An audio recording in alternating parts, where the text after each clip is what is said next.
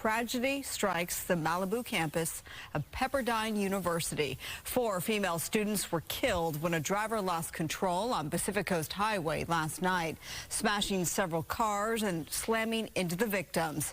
Fox 11's Susan Hirasuna, she joins us now live from Malibu with new just released details. Susan. Yes, just in the last hour, Marla, Pepperdine University identified the 4 students that were killed last night in that horrible crash.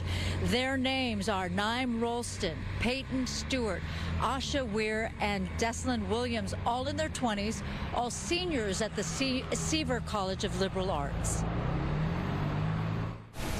The sun rose before the traffic investigation allowed the LA County coroner to take the bodies of 4 young victims away from the violent crash site.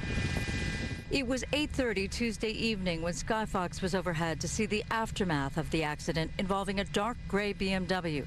The driver was driving westbound and apparently lost control of the car and swerved toward the shoulder of the north side of Pacific Coast Highway. This caused the suspect's vehicle to collide into 3 parked vehicles, and subsequently those vehicles hit 4 female adults standing on the side of the roadway near the parked vehicles. The victims, all women and students of nearby Pepperdine University, were standing between 2 cars. There were several cars that were impacted, so that's where the traumatic injury occurred. Pepperdine University addressed the tragedy in a statement to the campus, which reads in part, "To the students who loved, lived with, and were in community with the departed members of our Pepperdine family, my heart is broken with yours. I join you in your grief as we process this profound loss." Indeed, of this group of students, only one was willing to explain the general sentiment on campus. I think there's a shock because initially, like, when you're processing emotions, there's no real first impact. It's like, oh, this happened, because no one really knows information. We just know that 4 people died. A woman who claimed to have taught one of the victims came to the site to lay flowers and pray. It's very tragic for the entire community. And not only just those who knew and loved the victims, the suspect grew up in Malibu. Fox 11 News won't identify the 22-year-old until he is formally charged. It's just another one. Longtime Malibu resident Deanna Madsen says traffic deaths seem too common on PCH. Deaths are so common here. I think the speed limit is very high, too, as well. But, I mean, it is a highway. 45. Yeah, 55. Yeah, in that area, 45. That's pretty fast. Yeah.